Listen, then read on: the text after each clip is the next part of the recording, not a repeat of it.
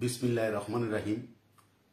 আমি আজকে যে কথাটি আজকে বলবো সেটা হলো, আপনারা দেখেছেন যে গতকাল উপদেষ্টা আসিফ সে একটি অনুষ্ঠানে বলেছে যে শুধুমাত্র একটি নির্বাচনের জন্যই এই বৈষম্যবিরোধী ছাত্র আন্দোলন এবং এত লোক রক্ত দেয় নাই, জীবন উৎসর্গ করে নাই। নির্বাচন পরে আগে সংস্কার। সেই প্রেক্ষাপটে আমি বলতে চাই যে সে যেই কথাটা বলছে, এখন ডক্টর ইউনূস বলল যে নির্বাচনের কথা 2025 সালের শেষ দিকে নতুবা 26 সালের জুনের মধ্যে। তো জুনের মধ্যে তো নির্বাচন হয় না। জুন মানে 26 সালের লাস্টে, নভেম্বর ডিসেম্বরে।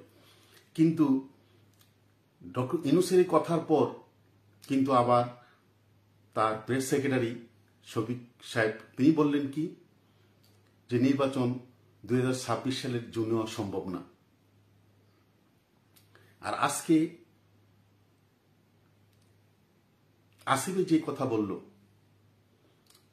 এতে স্পষ্ট হয়েছে যে এখন নির্বাচন তারা দিবে না।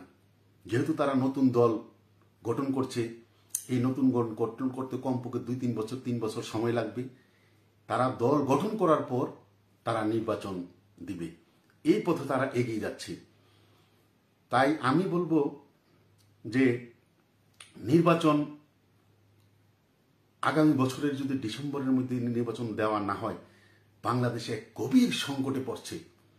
কারণ বিএনপি ইতিমধ্যেই তারা অন্যান্য দলের সাথে বসে তারা একটা ডিসিশন নিচ্ছে যে যদি জানুয়ারি ফেব্রুয়ারির মধ্যে যদি একটা নির্বাচনের রোড ম্যাপ 25 সালের মধ্যে নভেম্বর ডিসেম্বরে নির্বাচন হবে, এই ধরনের রুট ম্যাপ যদি না দেয়, তাহলে তারা জুলাই আন্দোলনের মতো 5ই আগস্টের মতো এই সরকারের বিরুদ্ধে তারা আন্দোলন করবে। তাহলে আপনারা বুঝতে পারছেন, যদি বিএনপি এখন রাজপথে নামে আর সমন্বয়কদের তাদের কিন্তু পায়ের তোলার মাটি নাই, আপনারা দেখছেন, তো দেশ এক বিরাট সংকটে পড়বে। তো এখন সমন্বয়করা বর্তমানে যে অবস্থা শুরু করেছে সারা বাংলাদেশে, মানে যা ভাষায় প্রকাশ করার মতো না। আপনারা দেখেছেন হাসনাত আব্দুল্লাহ সে সিটি গ্রুপের অধীনে যেই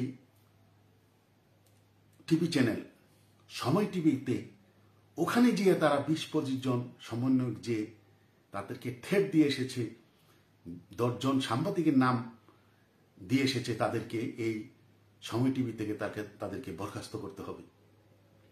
এবং তারা বিভিন্ন জায়গায় যে তদবির করছে, হাসনাত আব্দুল্লাহ, সার্জিস আলম এবং অন্যান্য যারা আছে, তারা এখন যে এমনভাবে, যেহেতু নতুন দল করবে, তাদের অর্থরও দরকার, তারা এমন একটি অবস্থা সৃষ্টি করেছে।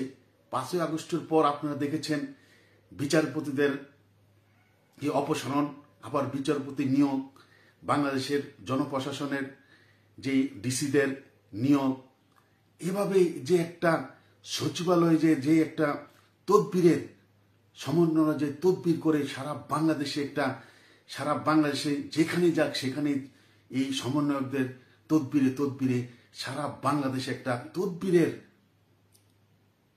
একটা সমারোহ ঘটেছে।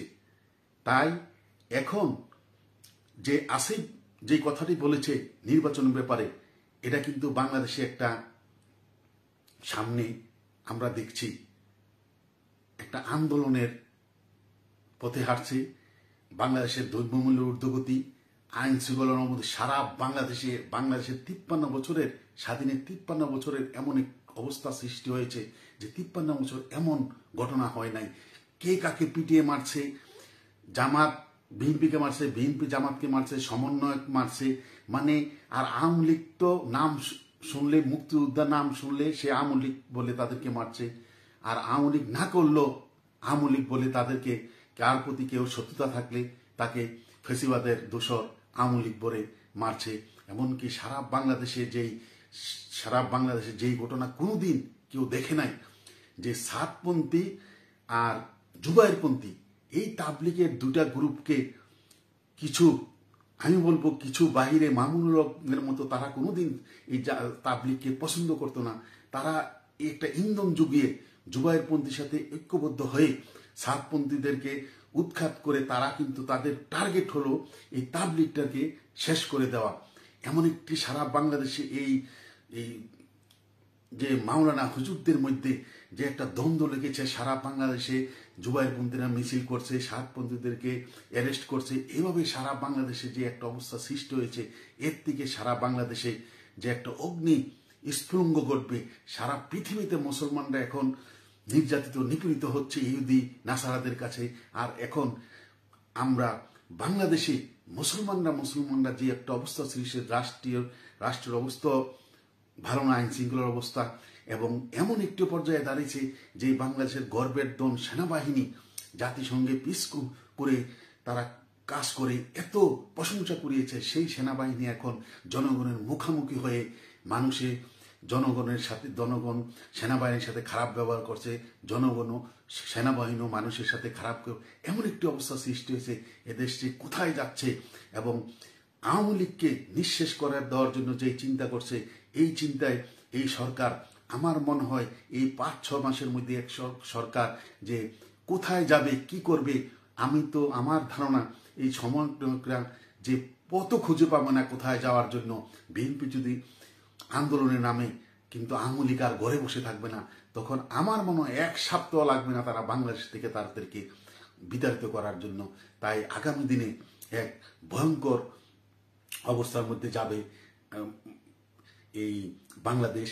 তাই বাংলাদেশকে যেভাবে, আর ট্রাম্প জানুয়ারির 20 তারিখে ক্ষমতা গ্রহণের পর ইন্ডিয়ানের যে হিন্দু কমিউনিটি মার্কিন যুক্তরাষ্ট্রে এবং যুক্তরাজ্যে আছে, তারা এই চিন্ময় দাশগুপ্তকে নিয়ে এবং হিন্দু বৌদ্ধ খ্রিস্টানদের উপর যে অত্যাচার নিপীড়ন হচ্ছে তার বিরুদ্ধে তারা যেভাবে হুঁশে উঠেছে, আমার মনে হয় এই সরকার এই 3-4 মাসের মধ্যে সে লেজ গুটিয়ে চলে যাবে বলে আমার বিশ্বাস।